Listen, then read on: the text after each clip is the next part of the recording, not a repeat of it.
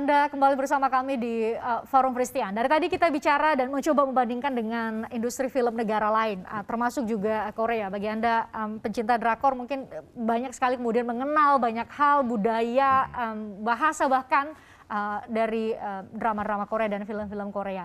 Mas Riri, apakah saat ini industri film kita berada stuck gitu atau memang ada kemajuan tapi mungkin belum sesuai dengan apa yang diharapkan, ada negara lain yang lebih maju dan apa yang diperlukan untuk bisa, kita sih berharap ada Indonesian Wave selain Korean Wave? Saya sulit sekali, saya kebetulan berada di dunia film itu di berbagai era Orde Baru, kemudian reformasi di titik awal, terus sampai era sekarang eranya.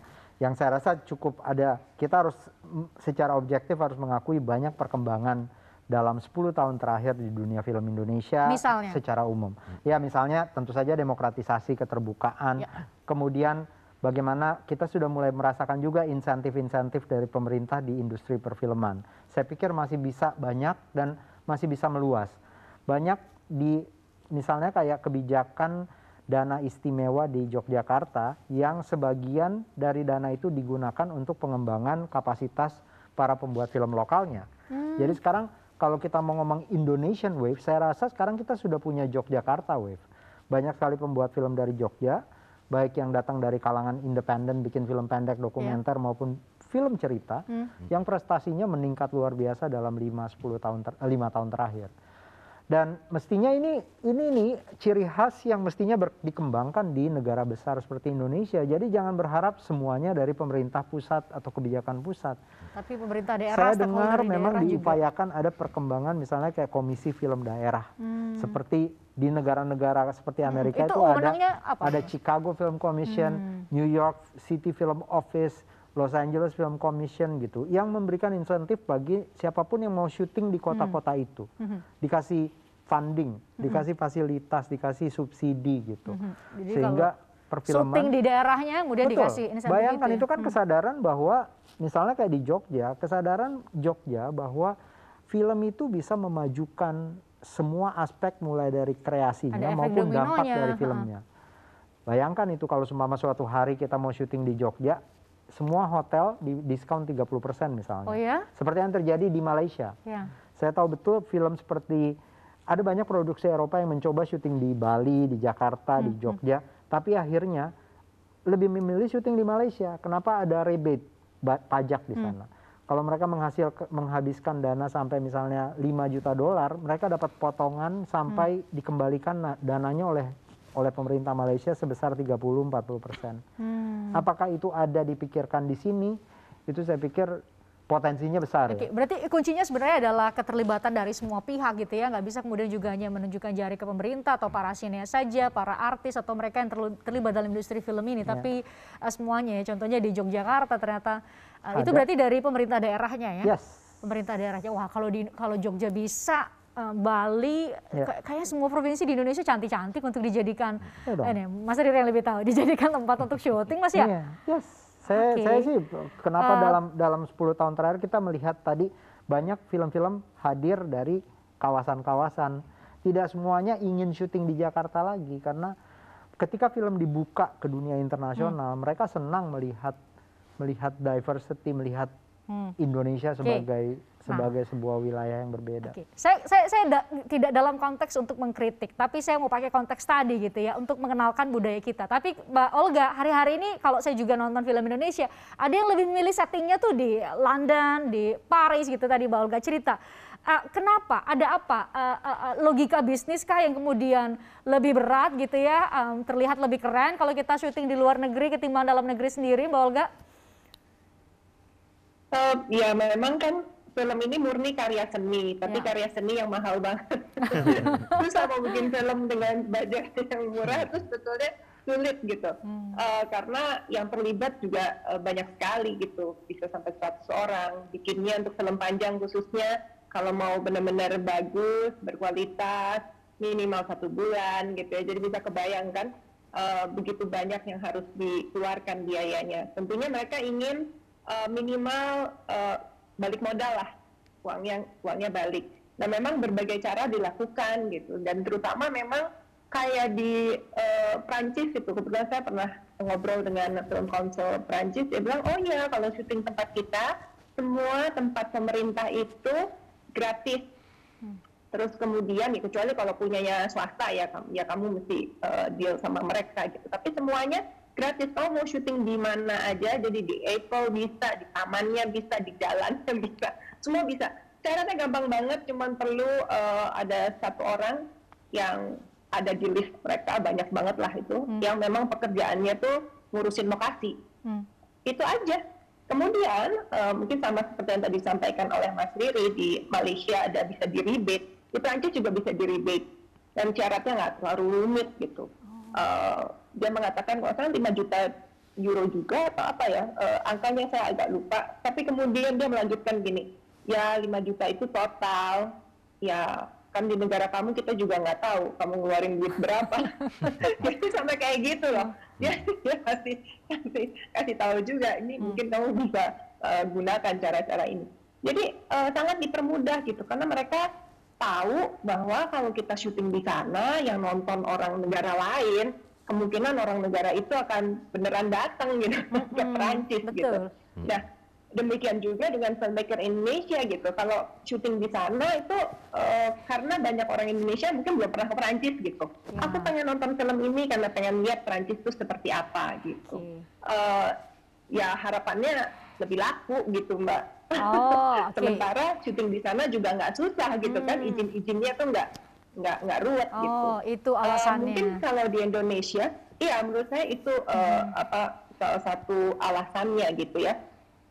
Mudah-mudahan sih di Indonesia produksi film asing akan lebih banyak gitu, karena waktu di Cannes saya juga melihat stand dari Thailand, negara Thailand itu khusus gitu, karena film mereka juga nggak terlalu banyak walaupun bagus-bagus juga, tapi mereka bikin event khusus untuk mempromosikan film location untuk syuting di Thailand, dan itu dihadiri oleh si putri dari kerajaan Thailand gitu.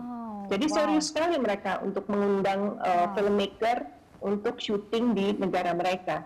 Nah, saya berharap di Indonesia ini biasanya kan ngurus izinnya agak-agak panjang ya.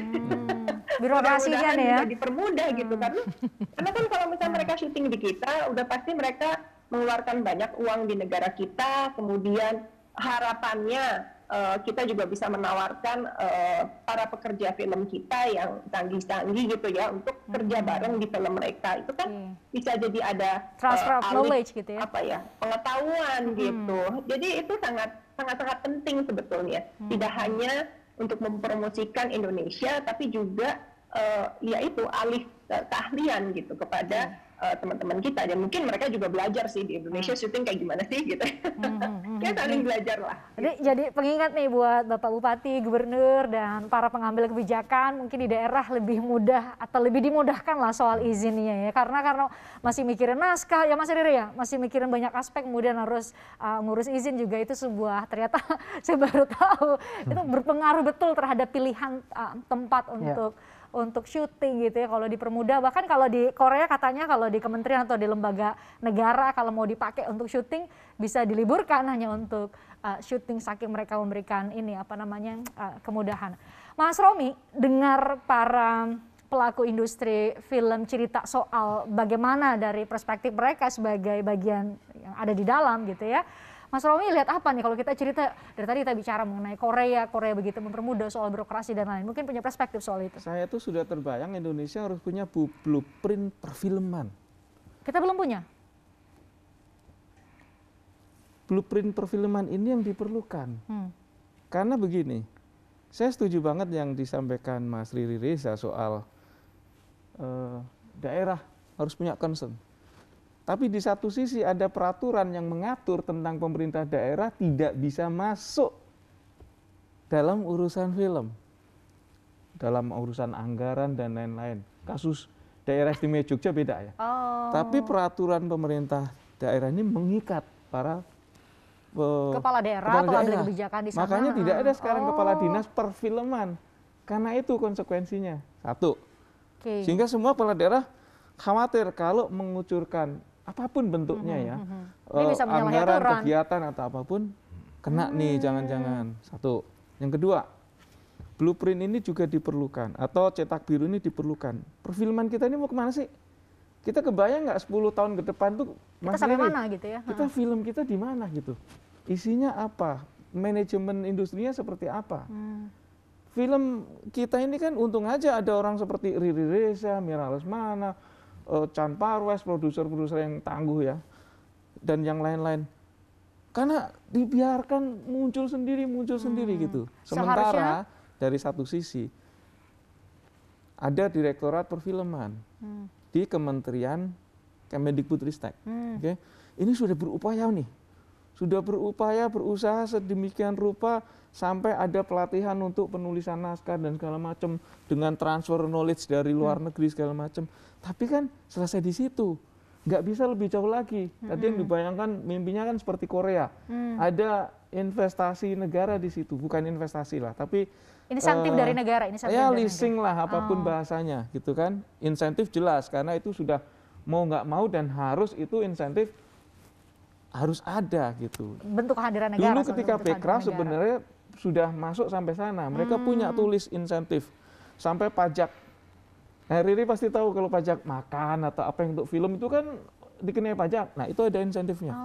Bekraf sebelum dilebur ke Kementerian Pariwisata itu punya list tuh untuk insentif-insentif. Nah sekarang di Kementerian Pariwisata juga ada Departemen Perfilman yang ngurusi film. Ini semua ini pemerintah ini harus duduk bareng. Di mana urusan filmnya? Ya. Roadmap-nya itu mana? Kalaupun ada di Kemendikbudristek ada yang ngurusin film, Kementerian Pariwisata ada yang ngurusin film, nanti daerah ini misalnya di encourage gitu ya? Untuk film, di mana titik itu? Jadi siapa melakukan apa itu jelas gitu jelas, ya? Jelas. Sehingga kalau ini sudah ketemu, nanti itu kita kalau punya roadmap-nya tuh enak. Oke, yang ini area di sini, yang ini area di sini. Nah ini penting. Sementara ada ide dari Pak Menteri Negara BUMN bahwa PFN menjadi ya seperti lembaga leasing, lembaga pembiayaan untuk film. Tapi kan sampai hari ini belum bisa eksekuting karena dananya yang nggak ada juga gitu.